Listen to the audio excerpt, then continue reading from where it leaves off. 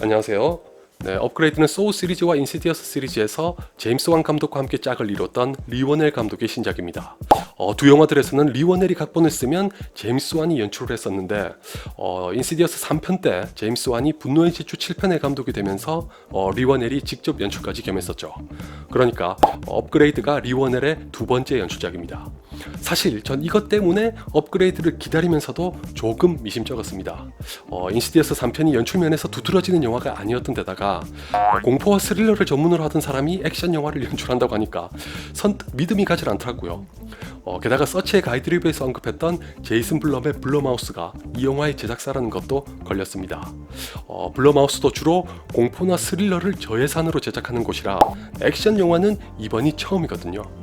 딱 한 가지 변수가 될 만한 게 있다면 제임스 완이 분노의 질주 7편을 연출하게 됐을 때도 동일한 우려를 가졌었지만 여러분도 다 아시다시피 결과가 아주 좋았다는 겁니다. 리 워넬이라고 그러지 말란 법은 없으니 큰 기대는 하지 않으면서 봤는데 의외로 꽤 재밌는 영화더군요. 대단하거나 빼어날 정도는 아니지만 돈과 시간이 아깝지 않았습니다. 예고편만 봐도 짐작할 수 있는 것처럼 이야기는 아주 단순합니다. 정확히 말하면 단순해 보입니다. 짧게 말씀드리면 주인공이 모종의 사건 때문에 아내를 잃고 전신마비 환자가 되지만 스템이라고 하는 일종의 인공지능 시스템을 탑재하게 되면서 엄청난 능력을 얻게 됩니다. 이 다음엔 어떤 일이 펼쳐질지 말씀 안 드려도 다 아시겠죠? 당연히 아내를 죽인 자들을 찾아서 복수하려고 합니다. 다시 말해서 업그레이드는 한 남자의 복수극을 우리에게 익숙한 SF 영화의 테마와 엮어서 전개합니다.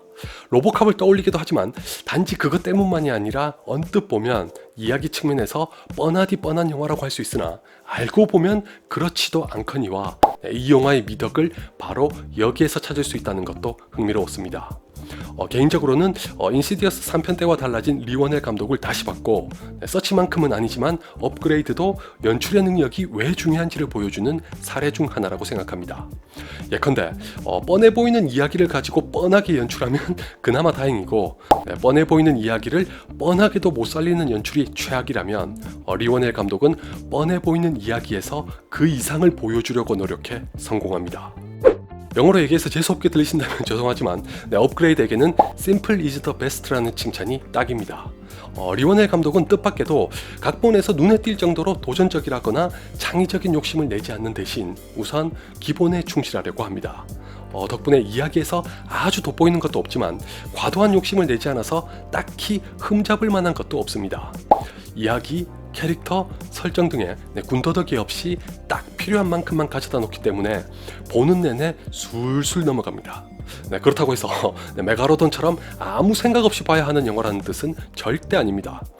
새로울 게 거의 없는 것 같으면서도 중간중간 약간씩 변주를 가미해 흥미를 끄는데 그게 바로 앞에서 말씀드렸던 스템이라고 하는 일종의 인공지능 시스템의 상당 부분 기인합니다.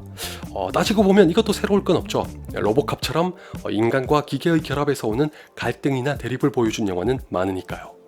그 와중에 업그레이드가 차별화를 시도하는 게 있다면 스템에게 목소리를 부여해 주인공과 한 몸에 둔다는 겁니다. 이를테면 어벤져스 인피니티 워에서 봤던 헐크와 브루스 배너의 관계에 가깝지만 업그레이드의 스템은 헐크에 비하면 온순하고 순종적이며 지능도 높은데 사실 이 영화의 핵심 포인트가 바로 여기에 있습니다. 비슷한 소재와 주제를 가진 영화가 주인공과 갈등이나 대립을 일으키는 주체를 내부에 감추거나 외부에 두는 반면 업그레이드는 스템에게 목소리를 부여한 채 한 몸에 두면서 어떤 과정을 더 쉽고 명확하게 전달하는 장치로 씁니다. 새로울 게 거의 없는 이야기인 것 같으나 이거 하나만으로도 리 워넬 감독이 가진 작가로서의 능력이 돋보이죠. 개인적으로는 그 과정에서 벌어지는 갈등과 대립에 좀 더 무게를 실어서 집중했더라면 어땠을까 하는 아쉬움이 남지만 애초에 감독과 제작사가 지향한 건 다른 데 있었던 것 같고 결과적으로는 그 목적이 성공적으로 달성됐기 때문에 저도 재미있게 볼 수 있었습니다. 무엇보다도 리 워넬 감독이 시도한 액션 연출을 보면서 눈이 충분히 즐거웠습니다. 업그레이드는 근래의 액션 영화가 추구하는 빠르고 현란한 편집에서 벗어나 이 역시 기본에 충실합니다. 이런 표현이 어떨지 모르겠지만 상대적으로 정직한 액션을 보여주는 동시에 특히 격투 장면에서는 촬영의 기술을 통해 영화상에서 보여지는 그대로 스템이 구사하는 기계적인 액션을 보는 듯한 느낌을 관객에게 전달합니다. 아울러 앞에서 말씀드린 주인공과 스템의 관계에서 오는 유머까지 액션에 곁들여서 이 영화가 단연코 SF 액션 영화라는 걸 증명합니다. 일면 당연하게도 가장 집중하면서 재미있게 볼 수 있는 장면이 액션이고, 좀 전에 말씀드렸던 이 영화의 핵심 포인트도 그런 액션 장면을 거듭하면서 점차 대두되니까요.